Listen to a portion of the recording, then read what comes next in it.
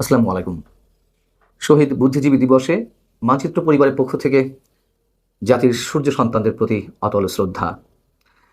দেশ যখন 12ই ফেব্রুয়ারি একটা জাতীয় নির্বাচন এবং একই সঙ্গে গণভোটের দিকে এগিয়ে যাচ্ছে, ঠিক সেই মুহূর্তে দেশের সামগ্রিক রাজনৈতিক প্রেক্ষাপট গভীর একটা অস্থিরতার মধ্যে রয়েছে। প্রিয় দর্শক, এই মন্তব্যটি আমার নয়, ভারতের প্রভাবশালী গণমাধ্যম দ্য স্টেটসম্যানের একটি সম্পাদকীয় মন্তব্য। ভারতের অনেক গণমাধ্যম নিয়ে আমাদের মধ্যে প্রশ্ন রয়েছে, বাংলাদেশের বর্তমান সার্বিক পরিস্থিতি নিয়ে অনেক গুজব রটছে। এগুলোর কিছুটা হলেও সত্য, কিন্তু স্টেটসম্যানের মতন পত্রিকায় যখন বাংলাদেশকে নিয়ে সম্পাদকীয় লেখা হয়, এর গুরুত্ব যেমন হালকাভাবে নেওয়ার সুযোগ নেই, ঠিক একইভাবে ভারতের সব গণমাধ্যমের যে চরিত্র নিশ্চয়ই তা এক নয়। স্টেটসম্যানের এই সম্পাদকীয়তে বলা হচ্ছে, কেন্দ্রীয়ভাবে বর্তমানে বাংলাদেশ এক ধরনের অস্বাভাবিকতার মুখোমুখি। ঐতিহ্যবাহী রাজনৈতিক দলগুলো কর্তৃত্ব ও দিক নির্দেশনা প্রতিষ্ঠায় হিমশিম খাচ্ছে, আর ক্রমবর্ধমান মেরুকরণ পরিস্থিতিকে আরও জটিল করে তুলছে। এইটুকু কথার মধ্যে দিয়ে নিশ্চয়ই বুঝতে পারছেন যে কতটা নৈর্ব্যক্তিক এবং কতটা নিরপেক্ষতার সঙ্গে এই সম্পাদকীয়টি লেখা হয়েছে। বিএনপি প্রসঙ্গে এখানে বলা হচ্ছে, আমি শুধু স্টেটসম্যানে যা লেখা হয়েছে সেগুলোই বেশিরভাগ তুলে ধরছি আপনাদের সামনে, আমার নিজের ব্যাখ্যার খুব একটা প্রয়োজন নেই। এটুকু শেয়ার করলেই আমাদের মনে হয় বোঝাটা অনেকখানি সহজসাধ্য যে কোন পরিস্থিতির দিকে যাচ্ছে বাংলাদেশ। এখানে বিএনপি প্রসঙ্গে বলা হচ্ছে যে দীর্ঘদিন ধরে বিরোধী রাজনীতির প্রধান স্তম্ভ হিসেবে পরিচিত বাংলাদেশ জাতীয়তাবাদী দল বিএনপির ভারপ্রাপ্ত চেয়ারম্যান প্রায় 2 দশক ধরে লন্ডনের স্বেচ্ছা নির্বাসনে তার দেশে ফেরার ক্ষেত্রে আইনি ও নিরাপত্তাজনিত বাধাগুলো অনেকটাই দূর হয়েছে। আগামী 25শে ডিসেম্বর তিনি দেশে ফিরছেন বলে এর মধ্যে বিএনপির পক্ষ থেকে জানানো হয়েছে। কিন্তু তার এই ফেরাটা আসলে কতটা সহজ, তেমন একটা প্রশ্ন মোটামুটি ইঙ্গিত করা হয়েছে। এবং সেই জায়গা থেকে জামাতে ইসলামী প্রসঙ্গে বলা হচ্ছে, দেশের চলমান পরিস্থিতি ইসলামপন্থী দলগুলোর জন্য একটি উর্বর ক্ষেত্র তৈরি করেছে, বিশেষ করে জামাতে ইসলামের জন্য।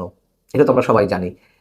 রাজনৈতিক দলগুলোর মধ্যে স্থবিরতাকে কাজে লাগিয়ে নিজেদের দৃঢ় ও প্রভাবশালী রাজনৈতিক শক্তি হিসেবে উপস্থাপন করার চেষ্টা করছে তারা। এর মাধ্যমে তারা এমন এক বয়ান তৈরি করছে যা দেশের বহুত্ববাদী ও গণতান্ত্রিক চেতনার জন্য চ্যালেঞ্জ হয়ে দাঁড়িয়েছে। 1971 সালের মুক্তিযুদ্ধ সহ প্রতিষ্ঠিত ঐতিহাসিক বিষয়গুলোকে প্রশ্নবিদ্ধ করে তারা মধ্যপন্থী রাজনীতির প্রতি জন আস্থা দুর্বল করার চেষ্টা করছে। এতে কেবল রাজনৈতিক নয়, বরং দেশের নৈতিক ও আদর্শিক ভিত্তিকেও আঘাত করা হচ্ছে। জামাতের বর্তমান যে রাজনৈতিক বয়ান সেটা সম্বন্ধে আমরা জানি। একদিকে জামাত বোঝানোর চেষ্টা করছে যে তারা মোটামুটি ধর্ম নিরপেক্ষতার পথে আছে, দেশের অন্যান্য যে ধর্মীয় সম্প্রদায় তাদের স্বাধীনতা তারা বিশ্বাসী, এই জন্য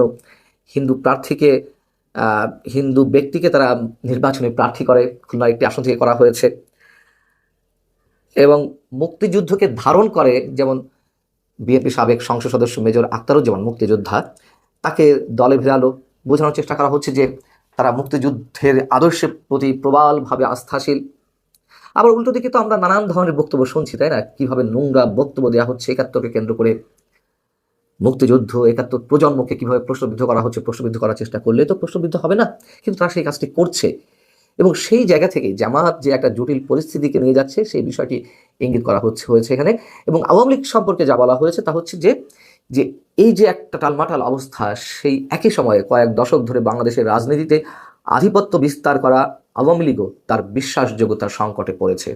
আমি বলছিলাম যে কতটা নৈর্ব্যক্তিকভাবে, কতটা নিরপেক্ষভাবে এই সম্পাদকীয়টি লেখা হয়েছে স্টেটসম্যানে, সেটি নিশ্চয়ই প্রতিটি লাইন শুনে বোঝা যাচ্ছে। বলা হচ্ছে যে দলটির শীর্ষ নেতৃত্ব নির্বাসনী এবং জনগণের ক্ষোভ ও অসন্তোষের সঙ্গে যথাযথভাবে মোকাবেলা করতে না পারায় বর্তমান রাজনৈতিক প্রতিযোগিতায় দলটি প্রায় প্রান্তিক হয়ে পড়েছে। উল্লেখ্য, বাংলাদেশ এর মধ্যে এই দলটির কার্যক্রমে নিষেধাজ্ঞা দেওয়া হয়েছে বাংলাদেশে।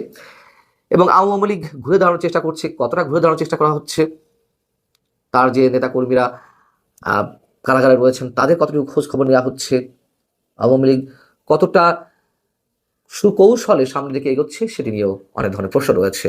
সেটি এখানে বোঝানোর চেষ্টা করা হয়েছে। এবং বলা হচ্ছে যে এই শূন্যতা কেবল দলীয় দ্বন্দ্বের বিষয় নয়, এটি বাংলাদেশের রাজনীতির কেন্দ্র দখলের লড়াই। যে কেন্দ্র ঐতিহাসিকভাবে উদার, গণতান্ত্রিক ও প্রগতিশীল কণ্ঠস্বরের প্রতিনিধিত্ব করেছে। এই অনিশ্চয়তাকে আরও ঘনীভূত করছে নতুন রাজনৈতিক দলের উত্থান, যারা মধ্যপন্থী উদার রাজনৈতিক জায়গা দখলের চেষ্টা করছে। একের পর এক সংগঠনের আত্মপ্রকাশ আমরা দেখতে পাচ্ছি, এবং তারা সেই বক্তব্যগুলোই হাজির করার চেষ্টা করা হচ্ছে। জানে বাংলাদেশের মানুষের চরিত্রের মূল জায়গাটি কোথায়, তারা কতটা মুক্তিযুদ্ধের চেতনার প্রতি আস্থাশীল, এবং সেটি শেষমেশ এসে লুফে নিয়ে রাজনীতি করার চেষ্টা করছে। কিন্তু তাদের আবার মূল যে চরিত্র সেটিও মানুষের সামনে ফুটে উঠছে। এই বিষয়গুলো এখানে বলার চেষ্টা করা হয়েছে। এখানে বলা হচ্ছে যে এই নতুন দলগুলো বিএনপির সম্ভাব্য সমর্থনে ভাগ বসাতে চাইছে, আর ভাসমান ভোটাররা গভীর উদ্বেগ নিয়ে পরিস্থিতি পর্যবেক্ষণ করছে। তারা নেতৃত্বের দৃশ্যমান উপস্থিতি, রাজনৈতিক বিশ্বাসঘাতকতা ও আদর্শিক স্পষ্টতার মতো বিষয়গুলো বিবেচনা করছে একটি অত্যন্ত মেরুকৃত পরিবেশে। যেহেতু বাংলাদেশের রাজনীতি মেরুকরণ চলছে, ভাসমান ভোটারদের সম্বন্ধে আরও বলা হচ্ছে যে বিশেষ করে সেই ভাসমান ভোটাররা যারা ইসলামপন্থী প্রভাব নিয়ে শঙ্কিত, আবার প্রচলিত দলীয় রাজনীতির প্রতিও সন্দিহান। খুবই যৌক্তিক কথা, খুবই যৌক্তিক প্রসঙ্গ। এদেশের মানুষ তো আওয়ামী শাসন দেখেছে, এদেশের মানুষ বিএনপি শাসন দেখেছে, জাতীয় পার্টিকে দেখেছে। তারা প্রচলিত ধারা নিয়ে তো অবশ্যই অনেক ধরনের প্রশ্নের মধ্যে আছে।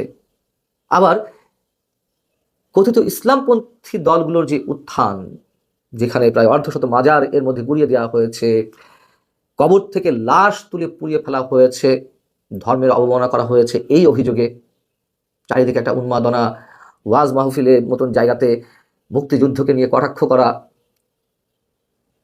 দেশের হাজার বছরের যে প্রবাহমান সংস্কৃতি তার উপরে আঘাত করা, এগুলো তো মানুষ দেখছে। সেই জায়গা থেকে তো অবশ্যই মানুষ আতঙ্কিত, শঙ্কিত। সেই বিষয়গুলোই খুব সংক্ষেপে স্টেটসম্যান তুলে এনেছে, এবং বলা হচ্ছে যে এর প্রভাব কেবল বাংলাদেশের ভিতরেই সীমাবদ্ধ নয়।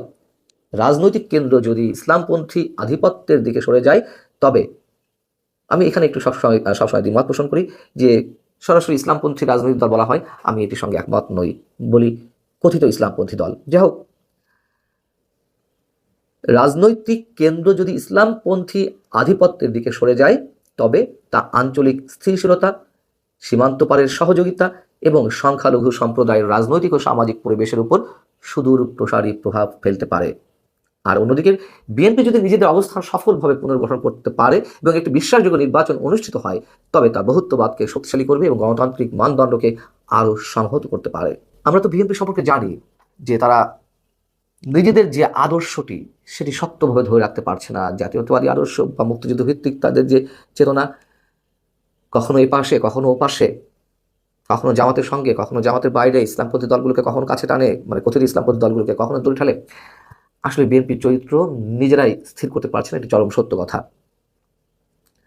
কিন্তু যদি সত্যিই পারত, তবে অবশ্যই বাংলাদেশের রাজনীতি নতুন একটা চেহারা পেতে পারত।